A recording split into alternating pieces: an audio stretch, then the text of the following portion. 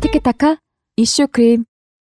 바쁘디 바쁜 현대사회 10분간의 쓸모있는 수다. 스브스 프리미엄 팟캐스트 티키타카입니다. 저는 선희 기자고요. 덕형 기자와 오늘 함께합니다. 안녕하세요. 안녕하세요. 네, 벌써 한 주가 훌쩍 지났습니다. 핫한 소식을 살살 녹여서 떠먹여드리는 티키타카의 핵심 코너 이슈 크림 시간인데요. 오늘은 어떤 주제가 준비되어 있나요?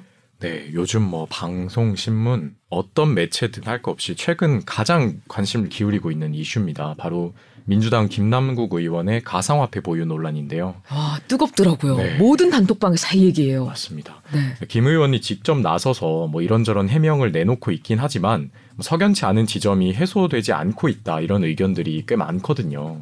이번 논란의 A부터 Z까지 오늘 쉽게 정리해드릴 텐데 관련 뉴스 먼저 잠깐 듣고 오시죠. 민주당 김남국 의원이 지난해 당시 시세로 최고 60억 원어치의 가상화폐를 보유했다는 보도가 나왔습니다. 김남국 의원은 재산 신고 대상이 아니어서 밝히지 않은 거라며 주식을 판 돈으로 투자했다고 해명했습니다. 가상화폐 투자 논란이 불거진 지 나흘 만에 민주당 김남국 의원이 공식 사과했습니다. 김 의원은 국민 눈높이에 맞는 모습을 보여드리지 못해 진심으로 사과드린다며 당의 조사에 적극 임하겠다고 말했습니다. 자, 김남국 의원이 코인을 보유했었다, 이런 정도는 요즘 뉴스가 많이 나오니까 다들 들어보셨을 것 같은데, 그래서 이게 뭐가 어떻게 된 건지는 좀 어렵더라고요. 네. 덕형 기자가 좀 간략하게 정리를 해주시죠. 네, 우선 이달 초에 김남국 의원이 지난해 1, 2월 국내 한 가상화폐 거래소 지갑에 코인 80만여 개를 보유했다는 소식이 전해졌습니다.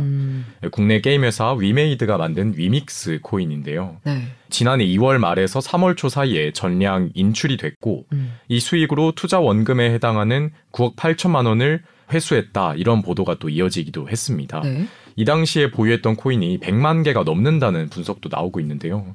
김 의원은 앞서 지난 3월 15억 원의 공직자 재산 신고를 했어요. 근데 여기엔 이런 코인 보유 그리고 거래 내역은 포함되지 않았습니다. 네, 김 의원은 관련 해명을 이어가면서 오히려 이런 개인의 민감한 정보가 어떻게 유출된 건지, 그 경위에 위법성이 있는 건 아닌지 문제 제기를 하기도 했는데요. 네. 당 내부에서도 비판의 목소리가 커지면서 그제 SNS를 통해서 공직자로서 국민 눈높이에 맞는 모습을 보여드리지 못했다며 공식 사과했습니다. 가상화폐를 매도한 것 자체는 사실 법적으로 할 수 있는 행위잖아요. 그렇죠. 근데 어떤 부분에서 이게 문제가 되는 거예요? 일단 정치인들한테 돈 관련 문제는 좀 더 엄격한 잣대로 봐야 하잖아요. 물론 그렇죠. 예, 네. 석연치 않은 지점들이 중간중간 보이는 게 큽니다.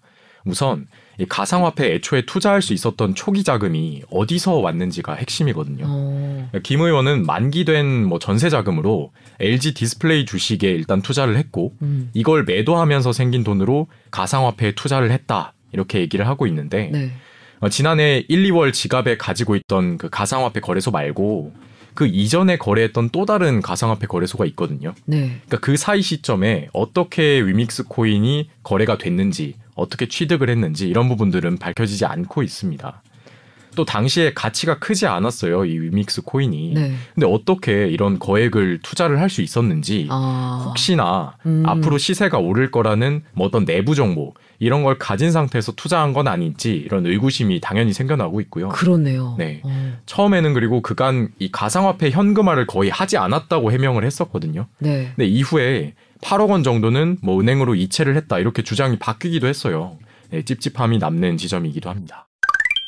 사실 근데 국회의원은 재산 공개를 해야 되잖아요. 네. 의무가 있는 건데.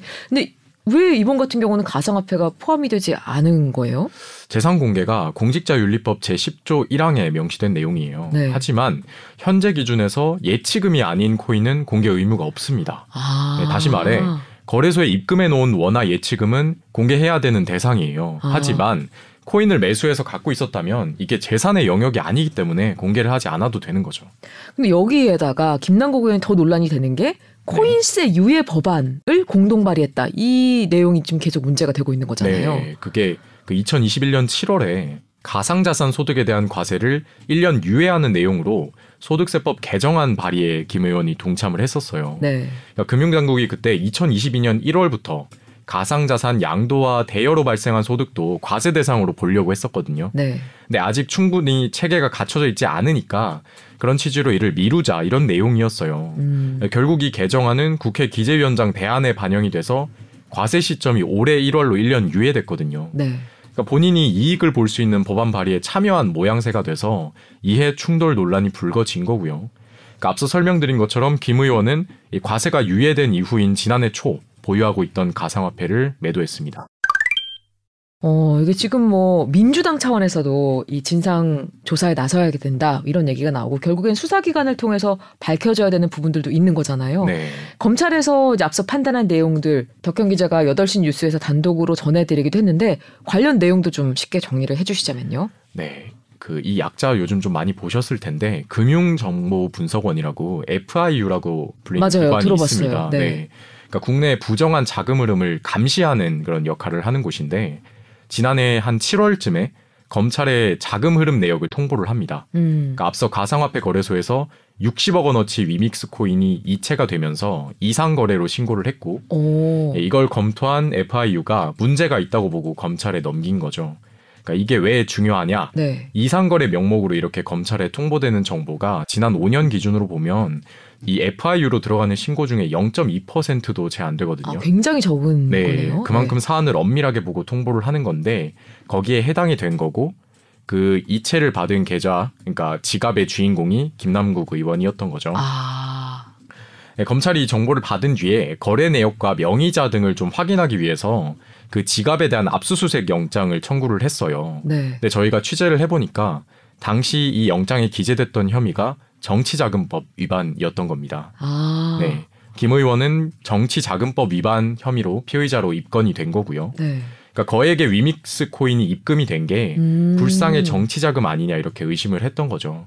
뭐 결국 영장이 법원에서 기각되면서 뭐 수사 진전이 이뤄지진 못했지만 검찰에서 영장 재청구를 통해서 관련 자금이 어디서 온 건지 누가 준 건지 이런 것들을 파악하는 방안을 검토하고 있습니다. 어떤 내용인지 이제 좀 흐름이 대강 잡힙니다. 빠르게 내용을 이어갔는데 오늘 내용 세 줄로 요약을 해주시자면요. 네, 민주당 김남국 의원이 위믹스 코인 등 거액의 가상화폐를 보유하고 이를 지난해 매도했다는 사실이 드러났습니다. 검찰은 앞서 정치자금법 위반 혐의로 김 의원의 자금 내용을 확인하기 위한 영장을 청구하기도 했는데요. 가상화폐를 어떻게 매수했는지, 자금의 원천은 무엇이었는지 등 자세한 내막은 앞으로 추가로 밝혀질 걸로 보입니다.